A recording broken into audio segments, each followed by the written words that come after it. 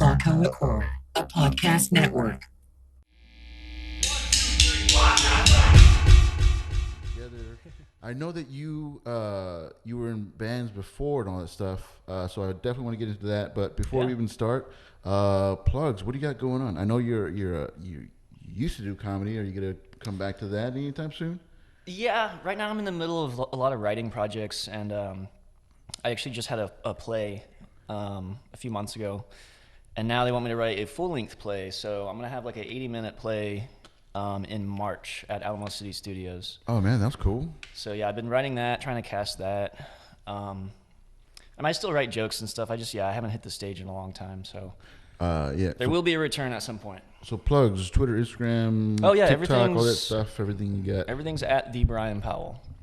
So easy enough. I like it. I like it when you can find across all platforms. Yeah. The same thing. People that have like different and the underscores and the different fucking names was like, do you not want to be found at all? Yeah. Some don't. How'd you get into the playwriting? I met through a mutual friend this guy. My buddy works with him, and he was just like, hey, I feel like you two should meet. You'll have similar interests, blah, blah, blah. And I know you typically do like short films and stuff, but this guy does theater. And we became fast friends, and I told him about this idea I had for a short film I wanted to write. And he was like, well, it's only in one location, and there's only 4 people in it. And I'm like, yeah. And he's like, dude, write it as a fucking play, and we'll put it in the show. Yeah. And then I met all the other people there, all the writers, all the struggling actors, and all that. And yeah, it's a cool little crew. They're called Fourth Act Studios. And what was the play called? The one I wrote was called Divorce Adversary. And Adversary? It's about a family. It's actually based off a nightmare I had where I was visiting my parents, and they revealed that they were celebrating the anniversary of their divorce, and they've actually been fake married for my whole life. That's what I dreamt. Oh, okay. And then I woke up, and I was like, holy shit, like I need to write this down. And yeah, it just kind of turned into the play that we premiered. It's really fun. That's so funny. So it was a comedy. Yeah. Play. Okay. Yeah, I got a lot of laughs, which made me excited because, I mean, you know the feeling. There's nothing worse than you're like, oh, this is gonna be so funny, and then it's just crickets. Yeah, you could work on something, and then once it's in front of people, you're just like, oh fuck, they didn't like that. And it's different too, directing other people. Yeah. So that was new because when something goes bad, you have to figure out how to backpedal or get the audience back on your side, but.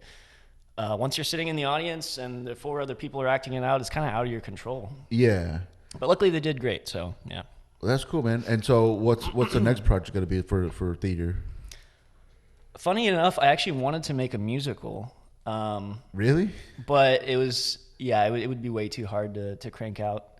I need to have a script finished in a couple of weeks so we can cast it, rehearse, and all that. So the idea I have now is actually about a sitcom that's being filmed in front of a live studio audience.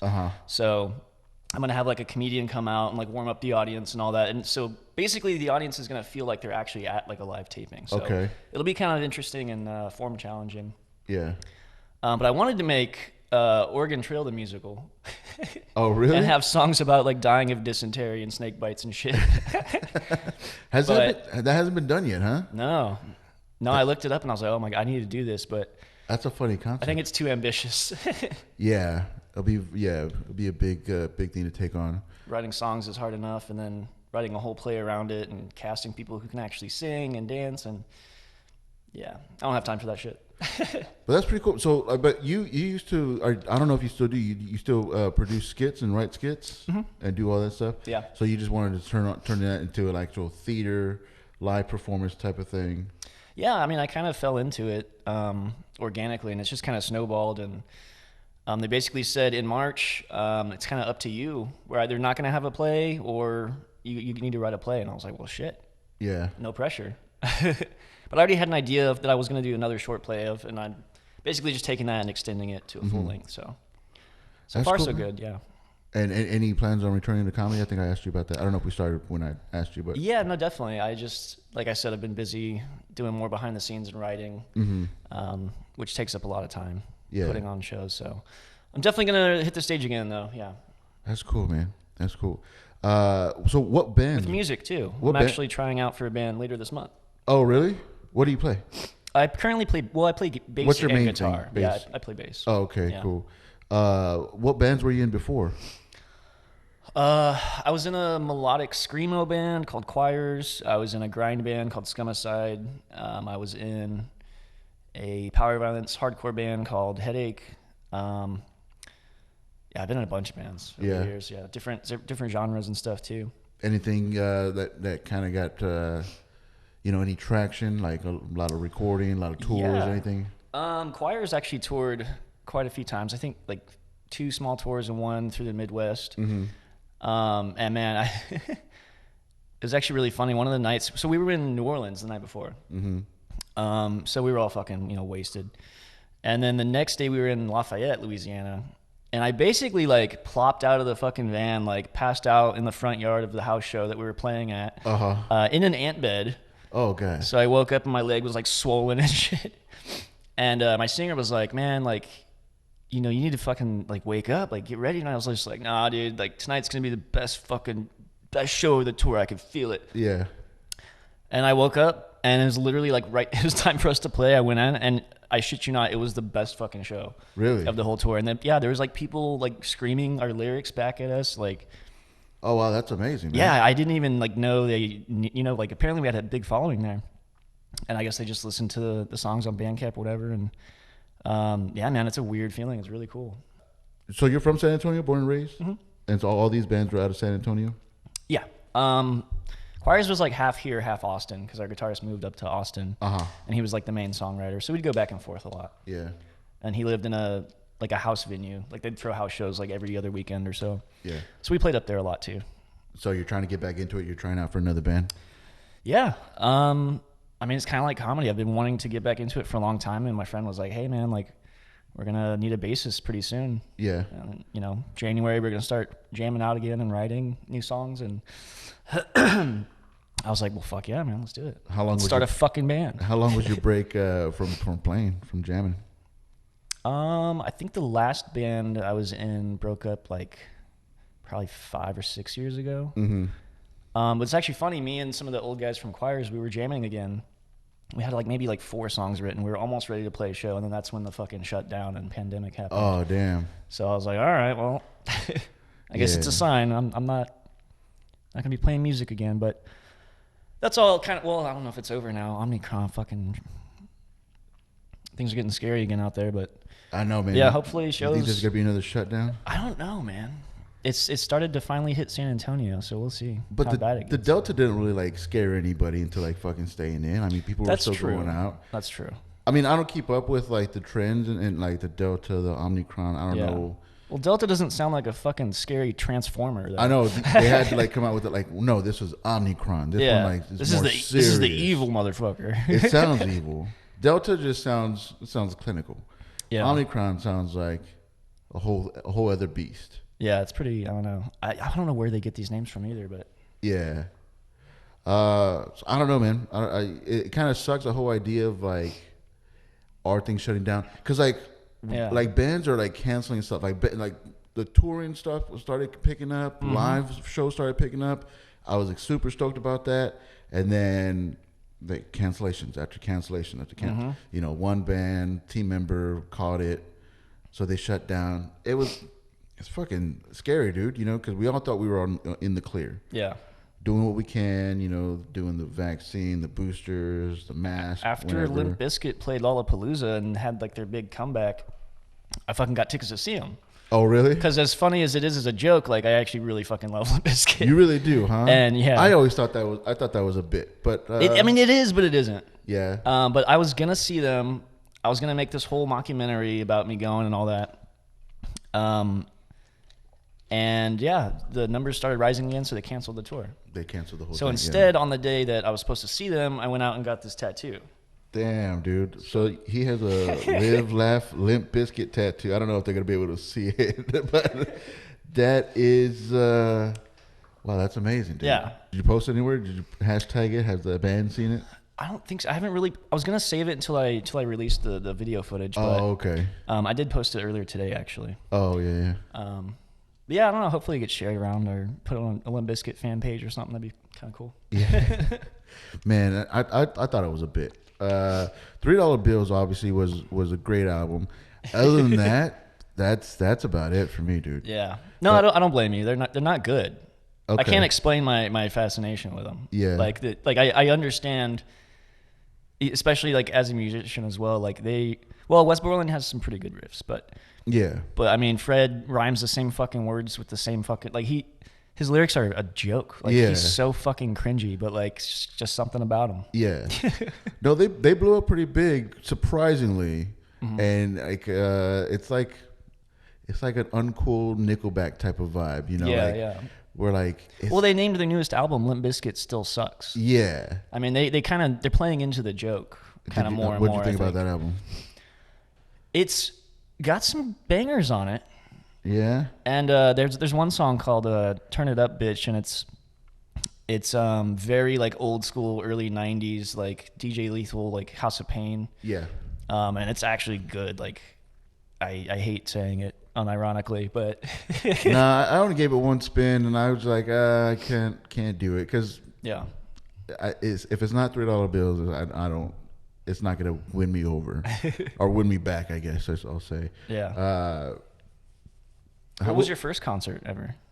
My first Limp Bizkit concert, or my No, first? just wait. Have you seen them? Yeah, and Oh, I was shit. going to ask you about that. Like, okay, so I did see them like probably 2010, maybe. when did they come out? It was at the Majestic Theater.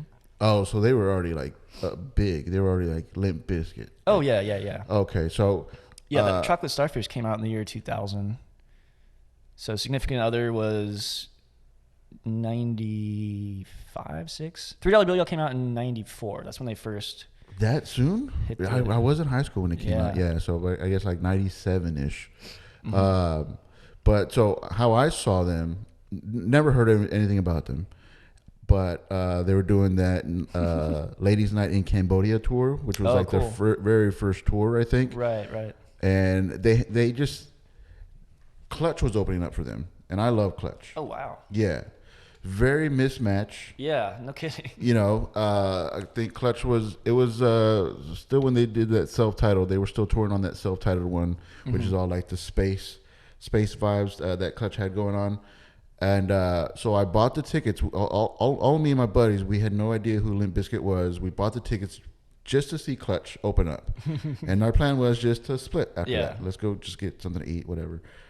Just being high school fucking fatties.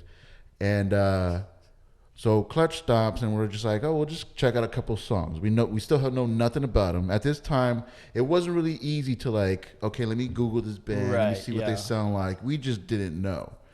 Right? Was Napster out yet? Napster was out, but I wasn't doing Napster. Yeah. I Well, didn't- even then, half the time you get like a fake song, or you don't know. Yeah. You'll get 2 or 3 songs from an album. Yeah, I've gotten so much bullshit because you think you get all surprised when you on Napster this says like the new Deftones, and it's a band that sounds like Yeah. Deftones, but they put Deftones on there just so you'll download it and listen, but they won't put like their real name on it, which is kind of like it's promotion, but it's like anti-promotion because you're not really Yeah, it's promoting weird. anything. Right. You're not, so anyway, so They just wanted to troll you, I guess. I don't know. yeah, I've got so many of those. It's fucking ridiculous. But so stuck around, and they fucking rocked, dude. It was so fucking good. They had like little Jeeps, like just the front of the Jeeps on the stage, and they had like bamboo and like all this stuff. They have all this stuff on stage, which was so wild. I've never seen a band go out like that. Yeah. At the White Rabbit. Oh wow, cool. So it was a small stage. Well, it's a Paper Tiger now, but it was Yeah. the White Rabbit at the time. right. And I played there many times. yeah, and had a good time, man. I was like, this is fucking cool. Afterwards, we went out to the back because we wanted to meet the Clutch guys. We went out to the back, and Fred Durst was the first guy that comes out. And he grabs a friend of mine. And he's like, hey, man, what'd you think of the show? And he's like, I'm not here to fucking see you. And he fucking shook him off, right? And we're like, we just thought like Limp Bizkit one and done. Yeah, it was a good show, but you know they're never gonna like be a big thing. 2 weeks later, they were on Spring Break, MTV Spring Break, whatever the fuck. Yeah. And I was like, Is that the one where he's like singing like on the giant toilet? no, what I'm talking dude, about? no. Yeah, that was later on. Yeah, when you said that, I forgot about how ridiculous their set pieces are. Yeah, they didn't go ridiculous. It was just like it was a big set production type of thing, which is so wild because they weren't even. I guess they had a big budget out of nowhere, so they put it on for the show. Yeah. But I thought like it was just a one and done. Then we won't hear anything about them and stuff. And then the MTV Spring Break. And then they fucking blow up $3 bills. I went to go buy $3 bills. I was like, oh man, this is fucking. Well, they were riding Korn's coattails for a while. And yeah, they got them to what's his name? Rubin? No, Ross Robinson. Ross Robinson produced there when he was like the biggest producer at the time. Like he did System of a Down, like all that shit. He's the first Slipknot album. The godfather of new metal. Shit. New metal. But like the most simple thing that he does is records without no click, no metronome, which that's why the albums that he produced has this certain like real live performance type vibe to it. Like even on the overdubs, there's no click, there's no metronome. You just got to go off of what you think the time is. Right. Interesting. Yeah, dude. Well, even if you compare, the first two, like. Significant Other to $3 Billy All, like $3 is so raw sounding, and the guitar tone is so different. Like Significant Other and every album after that just sounds so polished. Yeah, and it kind of takes away what that click brings on that polished sound. That perfect in time sound, which you appreciate for like the more like prog metal. Definitely has to play along to a click and stuff, but for that punk aesthetic, even though it is new metal, for that punk aesthetic, you're vibing with the players. You're not really playing to the click, and the metronome is just like that click that keeps you in time. For if you don't know how the metronome works, whatever. Like when you I've played in bands that had samples, backing tracks, and all that stuff. What do you play? You play drums, right? Drums. Okay, yeah. Thought so. So when you play to a click, you can't go off. You can't be in the moment. You can't explode. You can't. It's just so in time, in line. I feel like that would throw you off though, especially if you're like Dillinger Escape Plan or something where you have weird time signatures.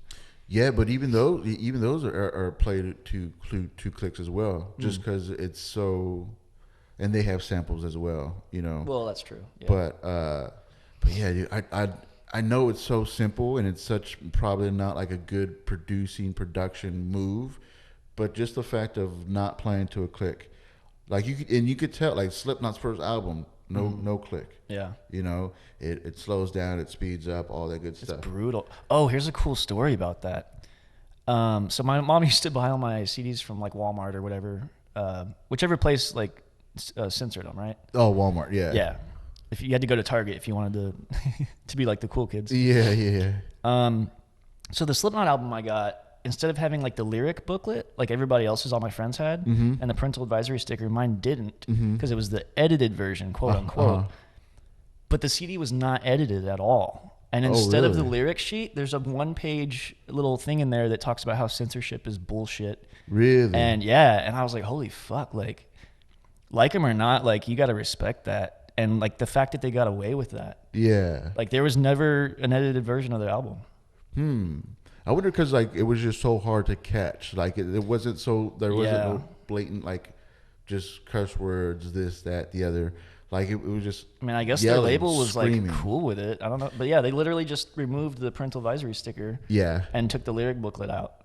But instead, they're just like, yep, censorship's bullshit. Like this is true art. Like blah blah blah. Like this little like love note to like. To creating art and stuff. Yeah, I don't think I ever. And that blew my mind. Yeah, I don't think I ever had to purchase a parental like an edited CD, But yeah, that was a big thing. Like if you got it from Walmart, it was edited. Yeah. Most of my stuff I got from like CD Exchange, so they were all like reused, repurposed, all that stuff, all the cuss words, all the good stuff. Well, I mean, eventually they stopped. But yeah, when I was first. Like Christmas, when first asking for these kind of bands, my parents were like, "Yeah, you're getting the edited shit." Yeah. The Kid Rock one is so funny too. "Devil Without a Cause" or whatever it's called. The one with ball with the ball and all that shit. Yeah. Because when they edit the songs, instead of just like muting it, they have like boing and like ding and like like pot sounds, like all the funniest sound effects you could find on like a morning radio DJ show. That is pretty funny. And so it turns the whole fucking record into like a cartoon. Yeah, like you count all the boings and all the dings and all that stuff. Yeah, like it sounds so stupid. But that is a good idea. That's an interesting idea too, just to like show how absurd it is to do the editing. Because instead of just a word, now you're gonna hear all the boingies and all the fucking things like that. I wonder if anybody else did that. They had to have. I mean, but I don't know. That's the only album I ever heard that was like that. But yeah, it's so funny. Yeah. What was your first concert? Well, you never answered me. Oh, the first one. Because mine's embarrassing. My first concert was Backstreet Boys. Really? That is pretty embarrassing, dude. Well, but here's why. Because my sister was getting tickets for it. And my mom was like, well, hey, we're going on this day. And your father's going to be out of town. I think it was like a hunting trip or something. Uh-huh. So do you want to be home alone or do you want to go with us to this thing? And I was like, no, I want to go. Mm-hmm. But secretly, I kind of liked him. Before you went? Yeah. Before you went, you were a fan? You're like pretty excited to go? Well, because my sister always played that in the car. Yeah. You know, when we got picked up from school or whatever. So, you know, it wasn't like the worst night in the world for me. Yeah. Yeah. But a few years later, what was it, 2000, I went to see, this is the first time I ever heard my mom cuss too. This is awesome. I went to see Blink-182. And it was Jimmy Eat World opening for Newfound Glory, and then Blink-182 was playing last. I think they were like co-headlining, but and they had like this giant set piece, and it just said like "fuck Blink," and it like lit on fire. Oh wow! And so they had this giant like flaming like "fuck Blink" sign that they were playing in front of. Yeah. And yeah, it was like the night of my life. Me and my best friend at the time, like it was so fun. Yeah. They were our idols. And then on the way home, I asked my mom. I was like, "So what did you think of the concert?" And she goes, "Well, could have gone without the giant flaming fuck." And me and my friend were like, "Oh!" It was the first time I ever heard a cuss. It's so funny. Oh yeah, she doesn't cuss all that much. Nah. Well, she does now. I mean, now that I'm older and stuff. I mean, but for her to cuss in front of me, I was like, "Whoa." Yeah, man, I've seen so many like because like with Fiesta and like La Semana and all that stuff, I've seen so many bands that it really don't count. Sure. So like, I think remember a band called Color Me Bad? I do. Yeah. Yeah, I saw them at SeaWorld with the parents, but I was a kid. Mm-hmm. And it's so weird how sexual those songs were. And they're playing at a family-friendly event. Yeah, that's interesting. Singing I'm going to sex you up. Mm-hmm. You know? It was like, "Oh, this is kind of bizarre." You know, it's kind of weird how they just, as long as they sound good and they sing it, but they're just talking about sex in front of all of these kids. Yeah. And nobody has a problem with it. Well, that's kind of like The Bad Touch by Bloodhound Gang. Like that was all over MTV and the music videos. Like they're literally just like humping each other and shit. Yeah. And I don't even know if like I got it at the time when it first came out or if I had to wait like a year or two. And I was like, oh. But yeah, a lot of times the songs you hear as a kid, like you don't really even know what you're listening to. Yeah, you don't know. You know, there's so much sex out there in R&B and like even in morning radio, like going to school, you hear Peaches all these and things. Cream. Yeah, dude. You're like, whoa. It was so wild because it was just background noise. A lot of it was just background noise. Right. Mm-hmm. But then when you actually break it down and listen to the lyrics, I was like, oh shit, these people are fucking horny, dude. Like, why are these artists so horny? All they talk about is sex. Must be all the money. What's going on with that? But I think my first show, music plus money equals horny. Yeah, dude. Sex sells. It's not just a good saying. Mm-hmm. But I think I saw this band called 10,000 Mona Lisas. And they played their big one-hit wonder thing was a cover of Alanis Morissette's "You Ought to Know." They did a punk version of it. Okay. Are they kind of like Me First and the Gimme Gimmes? I think that was there was a one and done. I think that was it. But I guess they would be kind of like that. So, what's your main like genre that you enjoy, like concert wise? I don't know. I mean, I went to so many when I was playing in like hardcore bands. I went to so many shows, and those are just so fun. I mean, just the heavy riffs and the tribal kind of drums, and having fun in the mosh pits, which I mean I'm too old for now. I don't even like being touched at a show or elbowed or nudged, but Yeah. Did the coronavirus yeah, I mean, I affect like- that? Like, oh, a crowd's moshing. Nah. no, it was before. I just like, I don't know, Yeah. too fragile. Man, I still love it. I still enjoy it. Like, Yeah. I went to I always try to work to get into the front, but then you have the opposite problem where you're getting pushed like into the barricade. You know, when and you're people like, push you in the back. It's like, chill, man. I'm trying to. But yeah, I guess I like heavier shit if I'm seeing it live, Yeah. or even like old school country, like Dwight Yoakam, like stuff like that. I can get into as well. Playing wise, though, what's your favorite kind of genre to play? Probably something more melodic. Yeah. Screamo was really fun. The heavy shit's fun too, but I don't know. It almost feels too simple. You know, it's just like easy. On The bass. riffs are super, just like. Yeah. And with emo or screamo or indie or whatever you want to call it. I mean, it's a lot more. I don't know. It's just more groovy, Yeah. and that's really fun. That's why I like bass so much. What's one of your most memorable favorite concerts? Probably Dillinger Escape Plan in Austin at the old emos before they tore it down. Oh yeah. Yeah, the guitarist, he always plays stage left. I don't remember their names or anything. But he will do whatever, I think they call it like head walking or crowd walking. And he literally just like runs out and like stomps on people's heads and shit. And like, it's like walking on water, but walking on people. yeah, it's insane. Yeah. Have you dude. seen those? Yeah, like, oh my God. And yeah, I was like, I was on that side of the stage and I was like, oh shit. I'm on the crazy guitarist side. And he walked he probably skipped me by like a head from like stomping on my face. Damn, dude. Yeah, that show got rowdy. I mean, I think Converge was also there. It might have been a different night. Wow. Might have been a different night. But yeah, Dillinger played with somebody pretty big. Oh, Between the Buried and Me opened. But yeah, man, I mean, just all those old emo days. I saw Hello there.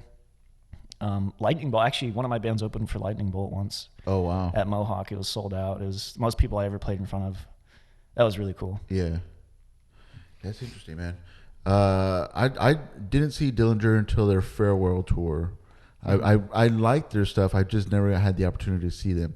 I don't like driving out to Austin too much. Yeah. I don't either anymore, but yeah, back in the day, I would drive yeah, anywhere. but before, you had to, because people would skip San Antonio, so you had to drive out to Austin. That's also true, yeah. Especially metal for some reason. Yeah. Or the bigger metal bands, but I don't know. Our metal scene's always been huge. Yeah. In San Antonio. It's pretty good here, but yeah. It's the Pantera t-shirt capital of the world. Yeah, dude. You a fan of Pantera? Yeah. Yeah. But I mean, I don't know. That's my favorite music joke. San Antonio's the Pantera t-shirt capital of the world. Yeah, man. Pantera was like that was the first heavy band that I got into. Yeah. I didn't get into them till later on. I got into them late as well. Yeah. But I mean, God, they're the sound. They're. It was so brutal. I think it's the dude. Randall amps that Dimebag used or something. But yeah, his sound is it's heavy. Yeah. It's just raw. It's like machines grinding together. I don't know. I can't explain it. I didn't get into them until Great Southern Trendkill, and then I started going back. When did Vulgar Display come out? Was that before or after that? Vulgar Display was before. Vulgar Display was 92, 93. Oh shit. Okay. I think Trendkill was 94. Maybe 97-ish. Trendkill was. I got into them probably even after that. Yeah. Late, but. And they started as a heavy hair metal band. That's right. You know. About that. Yeah, dude, because Phil Anselmo used to do the high pitched screaming, you know, and they were the tight leopard pants, Guns N' Roses kind of shit. The hairspray up hair and all that stuff. It's so bizarre how that is part of the Pantera history, and then they just went from this grungy fucking southern metal fucking gods.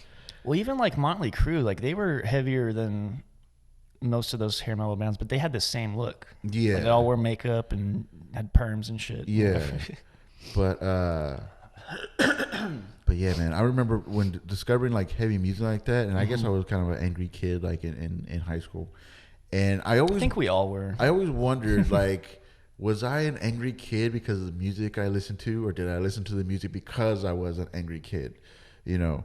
But it's an interesting question. I don't know. because before that, I mean, I was into like radio rock, whatever was on Kiss. You know, like I was big into Nirvana and Candlebox because that's what was playing in the heavy rotation on the radio.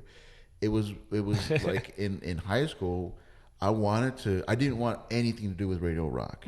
I wanted to discover it. Yeah. I wanted to like this is my own private thing, and of course it wasn't. Pantera. By the time I found Pantera, they were already huge. But you found them on your own without somebody saying, "Hey, listen to this." Yeah, I forget how I really discovered them. I mean, again, same thing. I went to go see them. No, that's how I found Clutch, because Clutch opened for Pantera. And so that's how I found Clutch, and then that's how I discovered Limp Bizkit. It's so fucking bizarre. Wow. But so it's like all your music is a 6 degrees of Clutch. Like that's how I would discover music. Like I would look at the opening bands. Yeah. I can't stand, and like a lot of people don't do that too much now. If like they go to a show, they won't listen to the opening bands. They just want to see who they want to see.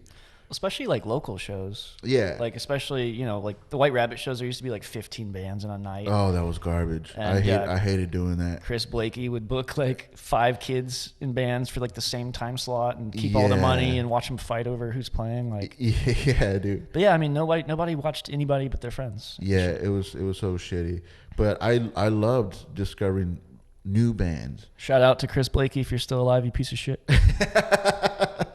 I don't think I remember who that was, but I knew they did like he was sketchy he shit was like a that. bridge troll meth head. Like yeah, Oh, he he's would, probably dead. He would rip off every band. I mean, most of the bands didn't know that you were supposed to get paid because, you know, they just wanted a chance to play live. They just wanted to play. Yeah, they didn't realize. But like, Blakey would like prey on younger bands and Yeah. people who just don't know any better. Yeah, dude. But those local shows where they would have like, at first I thought it was cool because you would have 20 bands in one night. You know, they had 2 separate rooms, a back room, jam room, or whatever, and the main stage. And at first I was like, man, this is fucking amazing. It's like a music festival every fucking weekend. Yeah. And then you're just like, when you get onto that bill, you're just like, I have to sell how many tickets? Yeah. You know, and like they have to have you have to pass out those little cards and they have to pay with that. Dude. It was a fucking scam, dude. But did you go to like a lot of local shows at like the White Rabbit? Mm-hmm. Yeah, how I played. I mean, like Sanctuary, White Rabbit, Sin 13, which, well, none of them are around anymore technically, but yeah, Paper Tiger's still there. But yeah, like are we about the same age? I'm late 30s. Yeah, I'm 33. Oh man, okay, so that's a few years separation. That's a big gap because I don't know if you were there for this, but there was a time where there was this group of huge Slipknot fans that even locally they would go to these shows dressed as Slipknot. In the jumpsuits? In the jumpsuits. That sounds familiar. Do you remember seeing this shit? And at first I thought about it, and I was like, man, what idiots. What idiots. But I think about it now. That was me, dude. I was like, but how cool was it? I mean, I'll walk it back now because I was like, how cool would it have been to be part of that group? Because that's really what music is. Maggots for life. It's like, you know, you want to connect with people and you want to have the same interests, the same similarity, stuff like that. But like at first sight, when you see a group of people with barcodes on their back, it's so cringy, dude. It was so cringy. And like, I think they called them, well, I think Slipknot calls their fans maggots, but I think they called themselves the maggot crew or something like that. I think I do remember that. I think they had like their own MySpace page. Probably. Or, like, I'm pretty sure they did. It was MySpace. It was very like MySpace times. And what was I know I've seen him. There was one of them in my high school. Like he would wear the jumpsuit to school until they like banned him. Really? Yeah. Yeah. And they would have those, you know, the Hot Topic silver ball necklaces. Yeah. All the bracelets. Remember that fit? thorns or whatever the fuck, studs. I actually bought the Slipknot album at Hot Topic. I'll admit it. Whatever. But I got a shirt from Hot Topic. Slipknot. Yeah. But what was cool is that at Hot Topic they had it was like a listening booth or a listening section. Oh yeah. So you could just like at Barnes and Noble. Yeah. And like a lot of people have that stuff. Yeah. But they would pick like albums of the month, and you could listen to like Spine Shank or Oh my God, like Spine Finch Shank. or Slipknot. And I never heard of Slipknot before. This was before they I used to put cover videos. Synthetic in one of my Yeah. first bands. Yeah. Our singer was obsessed with them. Spine Shank, dude. That's We fucking played cool. a Halloween show and we each got to choose a song to cover. Oh So yeah. we covered that and like Come to Daddy by Aphex Twin Oh wow. and some other horrible butchered covers we did. But yeah, discovering music, on one of those things, and love them or hate them, but like Slipknot, they had that visual grabbing aspect of it.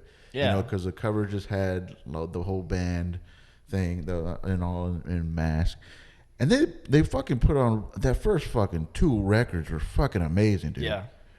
Fucking Well, it's kind of like amazing. Static X too. Their first record, Wisconsin Death Trip, with like the dead face or whatever on the cover. Yeah. Like, I immediately saw that and was like, I have to listen to this. What Yeah. is this? Because that was a time too where like it mattered what it looked like. It had Well, to. yeah, and The Marilyn album had to Manson. look. Yeah. He was the king of like putting out controversial covers and shit. Yeah. And you have to grab them somehow because it was before you could listen to it before you bought it type of thing. That's why like those listening sections, those listening booths were like so Revolutionary. Yeah. Yeah. Because before you took your chance. If it looks cool, you buy it, you take it home, and you find out it's dog shit. Yeah, dude. Every Time we went to Best Buy, or at least like once a month or so, I'd save up and I'd go with my mom and we'd get a CD, and that was me, dude. I'd be in the new metal section, like Slaves on Dope or like some band I've never heard of. I'm like, this is a cool cover. Dog shit. Yeah. There's like one good song, or like that's sucks too. Is like when you hear the single, you buy the album, and like it's literally the only good song on there. Yeah. And you're just like, damn, I got bamboozled again. Yeah, it always sucks when you get it like that. That's why, like, man, because singles were the shit. CD singles were the shit because you knew what you were getting. Very low risk. Yeah. And then you're like, oh, I gotta What get a that. time. Gotta get the album. Yeah, dude. Man, it used to be so fun to fucking buy CDs, buy cassettes. And now now music's just going back into being like background. I listen to Spotify like all the time, and it doesn't feel special anymore. It doesn't feel even when like special. a new album comes out, it's like I listen to it. It's so easy. Yeah. I miss the thrill of the hunt. I've bought a CD at a Don't say Starbucks. not a Starbucks, but I forget what they're called, but like it's like a Bible store. Okay. Scripture Like a stall. Christian- Scripture stall, I think they were called. Yeah. Oh wow. Yeah, dude. Norma Jean. I bought Norma Jean's. Oh, I forget. Yeah, that's first right. Though album. they're a Christian band. Yeah, because for a while I thought that was gonna be my lane. I was like Christian hardcore, like Yeah. all right. Well, the Chariot's really awesome too. The And Chariot they're- was great. Yeah. I saw them at the White Rabbit. Yeah. But finding them, and then I bought a couple actually CDs from them, like Blindside I bought from the Scripture Stall. Oh, I like them For a too. while, Yeah. Zayao. I bought, and it was so bizarre to me how like I was like, I don't think they know what they're selling. You know what I mean? Yeah. Because they just have Someone pulled a fast one on these Christians. Because these bands they're like hardcore bands, screaming, fucking brutal. Yeah. But they're still under the umbrella of the Christian metal, Christian rock. Yeah. Which is so bizarre to me. But like for a while, like I would go back to the same Scripture stall because I live pretty close to there. You're like, man, wait till the kids at school hear this one. Yeah, dude. I found something no one else has. Yeah, but it was like that for a while because like when and this is another thing that has gone away. Like when you read the liner notes and you hear all like the bands thanking them or what bands like they've toured with, they play with. Yeah, I love that. I mean, I still miss. I would spend probably more time than the average kid at Blockbuster, just reading the backs of movies, studying them, looking at what year they came out. Like, I love that so much. It's just not the same scrolling through. I don't sound like an old fart, but No, it was. it's the same with music. It's a thing that has gone away, and it's so fucking sad because it's not like that. I mean, yeah, sure, you could Google something and just read it off like that, Wikipedia or something, but it doesn't seem as official as an actual fucking CD jacket book. Yeah. You know? I feel like that's That's this generation's version of our parents, though, being like, "Oh, fucking records sound better. The pops is what makes it. Like, y'all don't know, you know." Yeah. Because that's how I feel. I'm like, these fucking kids today, they don't know how good they have it. Yeah, dude. And like music now is just like, it's so in and out. It's so like, it's just background noise pretty much, you know. Well, because it's saturated. It's so much easier to make and access music now. Yeah. I mean, it's... But like before, and again, we're sounding like fucking old dudes. Like back in my day, you know, you bought a CD and you sat in front of your stereo and you fucking read the booklet. You can make fucking movies on your phone now, like literally. Yeah. You can make music on your phone. You can make like everything's too easy to make and stuff.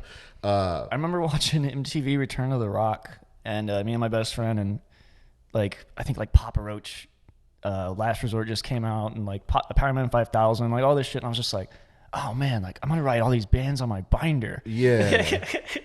and then we would call Kiss and be like, hey, can you play System of a Down? Yeah. Like, can you play this song that you'll never play, that you probably don't even have in your whatever?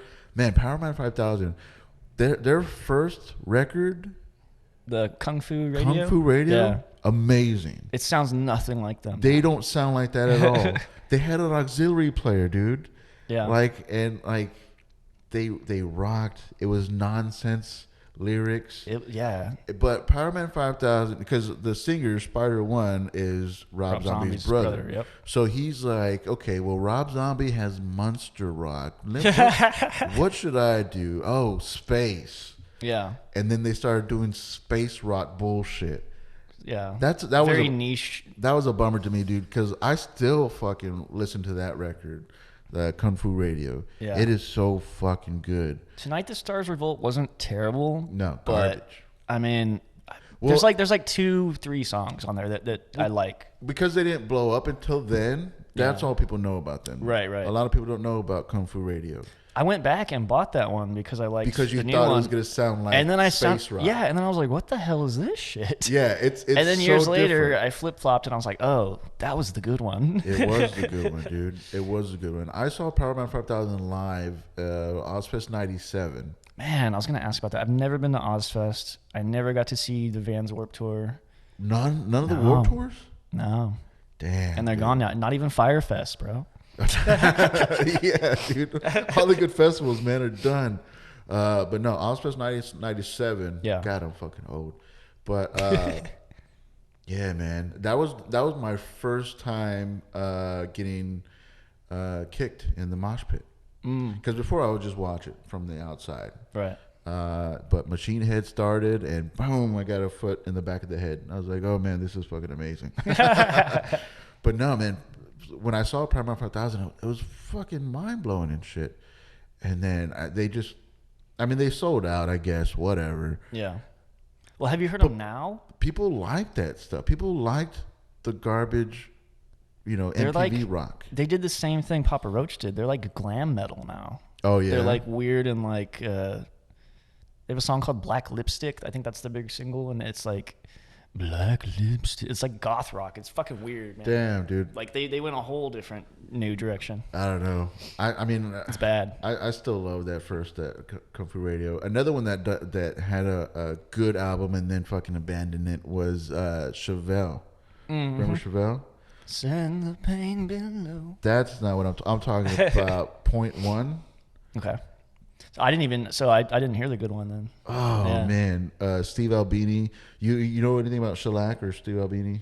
No. So Steve Albini produced that first record. Okay. And it just sounds like Steve Albini. Like you could tell that he had his foot in the fucking whatever the saying is, foot in the mashed potatoes or whatever. Like the tones and the. He had his fingers in the honey pot. There you go. That sounds better than foot in the mashed potato. He had his dick in the gravy. All right, now we're going. But like bands that like put out a good album and then they turn their backs on the first ones. They want the money, they want the radio play, and I get that. It's a business. It's the same thing. Well, and honestly, same thing with anything. Maybe they also just get bored of writing the same kind of. I mean, I don't know. To completely change like the Powerman 5000 to have good. what would you even call it? Like funk rock? They could have been funk rock pioneers. Yeah. But then they're like, no, well, if like scary fucking rock's working for my brother, let's do space rock. And that fucking blew up, dude. People started dressing like that. Yeah. In like crazy blonde hair. Like stuff. to school and stuff. It's like, yeah, that looks good like as a music video, and that like that's their aesthetic for the stage. But I don't think they go out in public like that. Yeah. Like fucking getting their groceries, pulling up in like a space leather, plastic jackets and all that stuff. Like, dude, like with the tubing. Did you ever dress ridiculous, like for the music, like any music fads or whatever? No, I mean I do remember like painting my nails black with like a permanent marker and shit. Like, but no, I mean I was never like super punk or super like metal. Yeah, I can never dress the part. I can never like. I mean, I did have like the bracelet with the studs, but that's about as far as I went. Yeah, that's a little far. That is a little far. No makeup, no, nothing crazy. Do you have the Jinkos, the baggy pants? No, I used to wear. A friend of mine had Dickies and would wear like dress pants. Because that was like a punk thing to do, I guess, is to like wear dress pants. So I started wearing dress pants. Yeah. Instead of like blue jeans, which I did until I was like all the way through college. Actually, I was always wearing dress pants. Yeah. And then like punk t-shirts. I mean, it was a dumb look, but no, I never had the Jinkos. I'm proud to admit that. Yeah, that's something I could admit to. I never did Jinkos. My friend had them, and I remember he fell asleep in class one time. So like all the chains and shit, I ended up tying him to the desk. And the bell rang, and everyone got up, and he dragged the desk with him, and he was like, "What the hell? Damn it, damn it, Bryan!" But dude, like, how ridiculous was that look, dude? Oh, I know. That big old pipes and stuff. And I'm sorry if you wear Jinkos, you're a fucking embarrassing. idiot. It's so like, dude. Well, and I'm glad I never became a scene kid either, and yeah, the hair straightener and the girl jeans. Like, that's gotta be embarrassing looking back. I didn't have the fashion sense, and I bleached my hair once, but that's because I was going bald really early. Mm-hmm. So I was like, well, this is cool too. I do regret never dyeing my hair blue or purple. Oh yeah. And having a mohawk maybe would have been cool, but yeah, I never did nothing cool. I'm bald now. It's too late. Yeah. So use it or lose it, man, because it happens. It happens too fast. But yeah, dude. Damn. So you got to go to Ozfest a couple times and Vans as well? Vans Warped Tour. Well, I've only done Vans Warped Tour once when I was living in Washington. Oh, cool. And it was a great place, dude. It's a place called The Gorge in George, Washington. And it's just... Gorgy George. Yeah. It's how they set up the main stage on the cliff of a gorge, before the canyon or whatever the fuck opens up. And it was so fucking fun, dude. What year was that? It had to be like 2007, 2008. But yeah, other than that, I've never gone to one here. It's too hot to go to a festival here in San Antonio, dude. Well, that's true too. I do remember. I don't know if they were friends of mine, but I remember people like passing out and shit. Yeah. Either on the news or somebody at school was talking about it. But yeah, I'm upset that they canceled it for good. Like that seems like such a weird thing to just say bye to. Yeah. I mean, Ozfest, I get it. He's not going to be around forever. Yeah. I mean, you can still have other people headline or still call it that, but I mean, whatever. Yeah, no, but and I remember seeing, so 97, however old he was, but he was an old man at that time, but he was running around that stage like crazy. Ozzy? Yeah. And I was like, that's fucking amazing, dude. I like how he can still sing like an angel, but he can't speak. Can't talk. Can't understand a fucking word he says, but he can fucking sing. He remembers those lyrics somehow. What are you listening to now? Any recommendations? Anything that you got to share? Anything that people should be checking out? Like Vanilla Ice, Hard to Swallow. Yeah, no, I'm excited to check that out. Dude, I bet you're gonna love it. If you still love Limp Bizkit, you're gonna love that shit. Well, I didn't know this until recently, but I used to think that Nothing in Life Mattered. Now I know for sure. By Choirs, my old band, is actually on Spotify. Oh, awesome, dude! I'm gonna check that out. I don't think any of my other stuff is, but yeah. But yeah, a lot of Primus actually. Oh, Adele's new album 30. Are you serious? Dude, it's pretty good. That's surprising. I do not like Adele, and I'm not saying that she's not talented. Beautiful voice, just I just can't stand her. I don't know why. What are they called? I'm trying to find my. I think they're called Black Country New Roads. That's the band name? Yeah. Black Country New Roads. Yeah, Black Country New Road. They're a weird, like, rock band from England, and yeah, I don't know. It's a weird mix. But yeah, I've mostly been listening to old shit, man. Like I've been re-listening to Primus and Cake and Blink-182 and just comfort music, really. Yeah. Nothing super new. Yeah, man. I know Primus is gonna be in town, but they're doing Rush covers. Yeah. So I don't know if it's gonna be worth to go. I do like the opening band Battles. Battles, yeah. Battles is amazing. I saw Battles in Austin once at the new emos, and man, it was awesome. Did you ever see them as a 3-piece or just a 2-piece? It was the 3-piece at the time. Yeah. That's when Mirrors came out. I believe Mirrors was the album. That was good, and then that guy left the band. But yeah, the new one, Gloss Drop, wasn't very good. But yeah, Mirrored. Oh man, that album is incredible.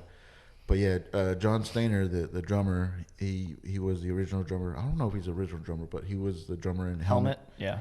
And they're like a super group. One of my favorite bands. One of my favorite drummers was John Stainer from the Meantime and the I think that's Meantime, Helmet. So I don't know. I might check it out. Yeah. Because I love Primus. I saw them in Houston once, long time ago. Yeah. My buddy couldn't make it to the Austin show the night before, but he was like, if you drive to Houston, like, I'll buy your ticket. Oh, okay. I was like, cool, done deal. And we got there, and the venue just sucked. I was in the very front row because, like, I was obsessed with them at the time. Yeah. And I could hear my best friend, like, talking, and the people behind me talking. I was like, why is the sound system not loud enough? Oh, damn. And, like, the songs they played were okay, but they were doing a weird Primus thing where they were like, we're not going to repeat any songs on this tour. Because they have, like, 10, 12 albums or so. That's not fair. You're punishing people that didn't see you yesterday. Exactly. Today. And then I saw, and like the songs they chose were okay, but then I saw the Austin, someone put the set list online of what they played the day before, and it was like all my favorite songs. Damn, and I was like, fuck, man. That sucks. That's a bummer. I would be really pissed off. I saw Modest Mouse in Oklahoma when I was living in Denton, and that's probably the second best show I've ever seen. Modest Mouse, yeah. I love them. But I've heard, like, I caught him on a good night, because I've heard a lot of people say, like, he gets too fucked up or whatever, but, like, they murdered when I saw him. Yeah. But the best concert I ever saw was actually 9 Inch Nails. Damn. I've never thought I would go see him, but an ex was really into him, and we got tickets, and we went, and I was blown away. Yeah. But what do you think about actors making music? Keanu Reeves has Dogstar, which is... Never heard Dogstar. I've heard of that band. Never heard it before. Billy Bob's. I'm assuming it's not good. Billy Bob's got the Box Masters. 30 Seconds to Mars, was that before he became an actor, or was that Leto. after? You know, I actually don't know. Because that's a good band. Yeah. 30 Seconds to Mars, Jared Leto. Fuck him, though. Why? He's too talented. Yeah. He's like 50, and he still looks amazing. And he's in like every great movie. Like he's never made a bad. Well, Morbius is coming out. It looks terrible, but I haven't watched a lot of his stuff. He's getting that Marvel money now, though. Yeah. Oh, he's in Marvel now? He's in that new Morbius. Damn. Where he like turns into like a wolf or some crap. Yeah. It looks bad, but yeah. He's a great actor and a great singer. I'm sure dude. if I saw the check, I would do it too. Yeah, I ain't mad at it. You know, I mean, like, yeah, no, he's very talented. Yeah. Other than that, I mean, Billy Bob's band's terrible. Bruce, I love Bruce Willis, and he can play the he can play the hell out of a harmonica, dude. But the band, I don't know. I never heard the band, but I heard him play harmonica once on something. I don't remember. No, he gets a pass though because he rules. Yeah. He's a bald action icon, so I'm for it. Yeah, he could play me in my movie. But no, you gotta check out the Vanilla Ice. Yeah, no, for sure. Swallow. I mean, I guarantee you're gonna fucking love them if you're really. And I might have fan. heard a song or two off it. I don't know. It kind of sounds familiar, but yeah, I'm gonna blast that on the way home. Set your expectations low though. Just know going in, like, you give them a pass. Well, like, he was on a Bloodhound Gang track too. Really? That was pretty good. Yeah. Yeah, wow. One of their more like rocky kind of like they're both rapping, but he's got like a raspy like rap and like Yeah. you can tell he's trying to distance himself from the Vanilla Ice image. Yeah, he was trying so hard to get, and like He was going by what's that other name he goes by? Rob Van Winkle. Yeah, Rob Van Winkle. Yeah. Yeah. I think legally he can't use Vanilla Ice anymore. I don't know, but I don't know if that's true. I'm just making that up. Oh. But it's like who sued him? What was funny is that like I saw him. Is there an ice cream company? Yeah, I saw him by accident. Well, not by accident. Just so happened to find out that he was in town at the Sunset Station. Oh, okay. And I've never seen a show there ever. Really? Yeah. It's a good place. It was a good place to go see a show, and so many good shows that came through there. But he wanted to do rock and he wanted to do like heavy stuff, but he had to have two different microphones. One to sing into and one that had the distortion way up. Oh, no. Because he couldn't scream. That's so if he cringy. Screamed, like he would lose his voice. Yeah. So he had to rock with two microphones. And I mean, that's like the least metal thing I've ever heard. So unmetal. It's so unmetal. And like, I know it's stupid, but one of my things is before I die is to learn how to scream like a fucking like metal fucking singer, like hardcore. Hell yeah. But when you see people that have to use a distorted mic to do metal, it's just like, dude, just don't. Man, have you heard? I know you're probably trying to wrap up, but have you heard Ice-T's metal band? Yeah, that's pretty good. Yeah, dude, I like them. What are they called? Blood count. Body count. Body count. Yeah. Blood count. Body count. Yeah, they're fucking good. I mean, could they be? The band is good. Could they use a different frontman? Sure. Yeah. But ride the coattails, man. I ain't mad at you. And also, have you heard of Jada Smith's metal band? Oh, Flyleaf? Or no. Wicked Wisdom. Oh, that's right. Wicked Wisdom. Wicked Wisdom. I think I've heard like their singles, but yeah. Not bad. Not bad? Okay. Not bad. I'll have to check it out. Because we were talking about actors that go into music. And, right. But I was surprised that she did a metal band and stuff. And her daughter did a cover of one of her songs. Amazing. Fucking talented band, talented family, dude. Yeah. It's they've definitely sold their soul to the devil. For sure. For sure. Do what you gotta do, man. Cool, man. This was fun. We gotta do this again. I mean, there's so much music we could have fucking talked about for sure. Oh yeah. But man. I really want to know what you think about that Vanilla Ice. If you hate it, dude, I'm gonna be so bummed. I will text you immediately when I get home. But cool, man. Plugs, anything you gotta promote, anything people can find, all that good stuff. Go ahead and give it to them again. Yeah. At the Bryan Powell on Twitter, Instagram, all that stuff. All my links, which is basically Linktree, is on my Facebook, so you can actually find all my bands, my old bands through there. If y'all are music fans and want to see that, my YouTube channel's there as well for all my short films. Again, I have a play coming up, a full-length play that y'all should go see, 3 nights in March. Specific days not yet confirmed. And other than that, hopefully y'all see me a lot more in the comedy scene as well. Cool, man. This was awesome, dude. This I'm hyped. That's why the title of this is a podcast. Let's start a fucking band. Because as soon as I talk about music, I get so amped. I was like, let's fucking start a fucking band. You took me down a long road of nostalgia. I'm just like, it's fun, right? Yeah. It's fun. Cool, man. Twitter, Instagram at your homie Pat, BabaCoolCore.com. Like, subscribe, all that good stuff, and later. Rock on.